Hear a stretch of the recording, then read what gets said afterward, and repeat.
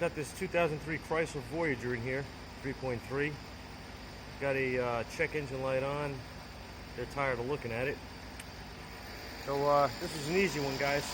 Came over to the map. There's our correct voltage running through the harness, and as you can see, she's not happy. And well, I moved the loom out of the way,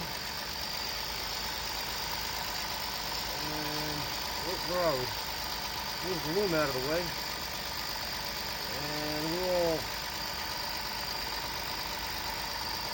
I don't know what was going on in here, but as you can see, now fair to say that's the issue here. Now let me get some solder and fix this thing.